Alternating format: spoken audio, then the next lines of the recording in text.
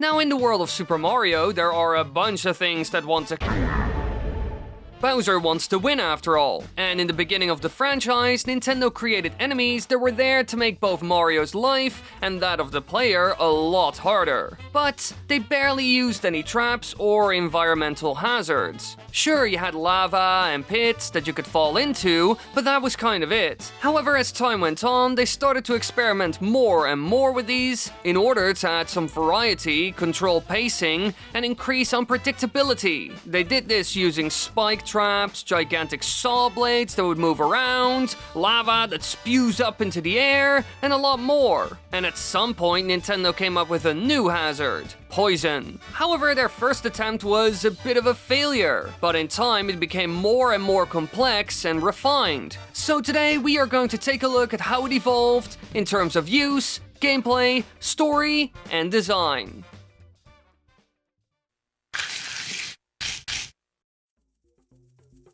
Now, it all started with one of the most iconic 3D Mario games, Super Mario 64. Here, poison was used in a very, odd way. They used toxic air. If you stand in this stuff, you will take damage, and it was used in maps like Hazy Maze Cave. Now, while it did sort of work, it was very weird and also a bit morbid. And so we only really saw it in this game and one spin-off. It was clear that Nintendo most likely got rid of it because it was a bit too extreme and couldn't be used for a whole lot, as we saw in Super Mario 64, where it was only used in one area for one thing. So I don't have a whole lot to say about it. And sadly enough, the game that came after it also didn't do a lot of great things with it. But it was finally going somewhere. I'm talking about a classic title that some love, like me, and others kind of hate, like my good friend HMK. Super Mario Sunshine, one of the most iconic GameCube games, and it is quite different from the previous installment. Super Mario 64 was one big experiment for Nintendo back in the day, and in a lot of ways it succeeded and created the blueprint for any upcoming 3D Mario titles. However, the sequel was very different for some reason. As we all know, there are a lot of weird things in that game, and one thing they experimented with was poison, and it appears in a secret area found within Delfino Plaza. In this area, Mario must ride on a leaf down the poison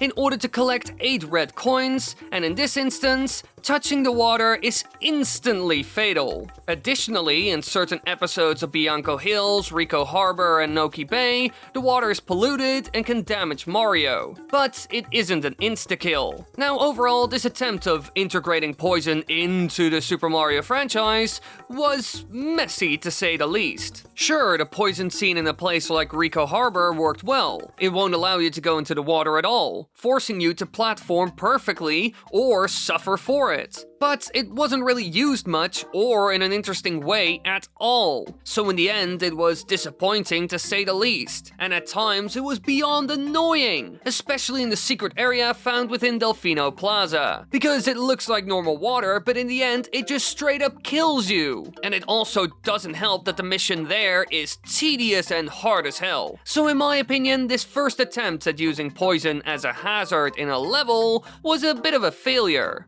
even though I love Super Mario Sunshine. However, in the next game, they fine-tuned the concept a bit more by using it in a more simple setting. I'm talking about the 2D title called New Super Mario Bros., which was made for the Nintendo DS. In this game, poison can be found throughout several stages, mainly in World 4, and it finally gets its defining look and power. It is purple now, and behaves the same way as lava, so if you touch it once, you are done for. However, there are some exceptions, because both Dory and Koopa Troopas appear to be resistant to the poison, and at times you have to use Dory in order to get past huge sections of poison, which had an effect on the gameplay. For a short amount of time, the game basically changed into an auto-scroller, slowing the pacing down, and Nintendo then tries to make your life hard by introducing enemies that try to take you out while you're stuck on this small creature. But that's not all. They also added certain bonuses or rewards you could grab along the ride, but this was risky. So while the ideas behind it are quite simple and nothing new really, as we have seen similar hazards and auto-scrolling sections before, it does do something fun with it that increases gameplay variety. However, in the next game,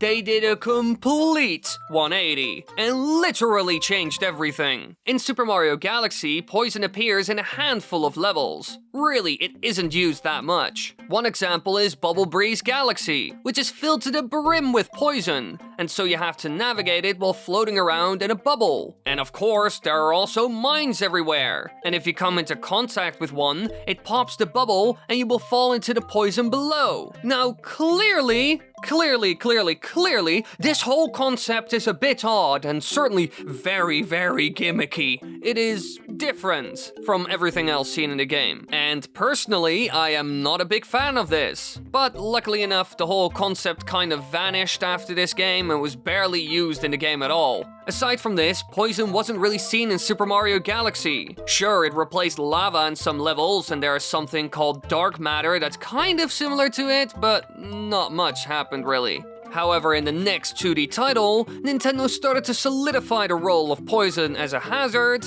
and how it is used. In New Super Mario Bros. Wii, it can be found throughout several stages, mostly in the forest worlds. And in a lot of ways, it's still similar to what we saw in New Super Mario Bros. However, they started to experiment a bit with it in a good way. For example, by introducing new enemies that can walk through the poison that can then be used by the player, like the Wigglers. But that wasn't all. They also added more auto-scroller stuff, but this time they used some sort of wooden raft that gets flooded with enemies. And if there are 5 or more enemies on top of it, the thing will stop moving. So this level is all about survival and enemy management. However, that's not all. They also added rolling logs, which also affects how the poison hazard gets you in the end. Because if you stand still for too long on one of these things, it will roll and you will fall off, just like in real life. So you need to be fast and jump a lot in order to get past this obstacle without dying. And Nintendo makes this even harder by adding certain enemies that limit your ability to jump. Clearly, Nintendo finally knew what they wanted to do with the poison hazard and started to build on top of it.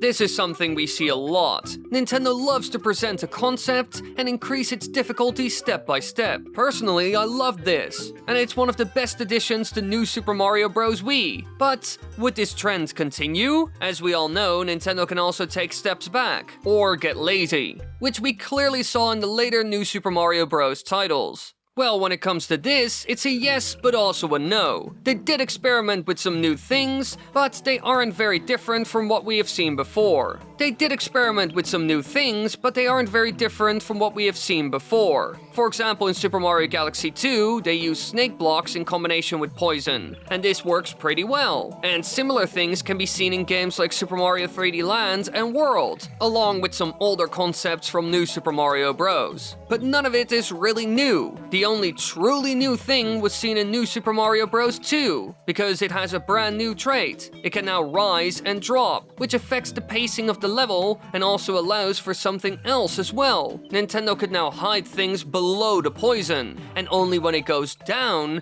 you can get to it. But if you're too slow, you will die. So this is another fun challenge for the player that could end badly if they aren't fast enough. But that's kind of it for this game. However, the next one in line, Super Mario Odyssey, made some big changes. In this title, poison is seen everywhere. It is used by bosses and enemies, for example, to limit movement and potentially deal damage if the player touches it. So now it really is more than just a hazard, which wasn't the case in the previous titles. You can also safely ride a Jaxi over poison, which is a lot of fun, and it's also something new that we have never seen before. In a lot of ways, poison changed in this game. There are 2 types now, one that enemies use that does minimal damage, and another that instantly kills you and requires special enemies or careful platforming to get past. It kind of feels like they have taken a lot of concepts from Super Mario Sunshine and put them in this game, and kind of mixed it with the whole poison idea. However, this is where our journey ends. Clearly, the whole idea of poison was kind of underdeveloped and weird in the beginning, but as time went on, they started to experiment more with it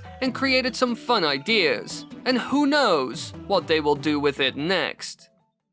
Thanks for watching, everybody. I hope you enjoyed this video. Be sure to subscribe, click the bell button, like, and tell me in the comments what you thought about it, all the good stuff. And if you have any video ideas, let me know down below. Yay!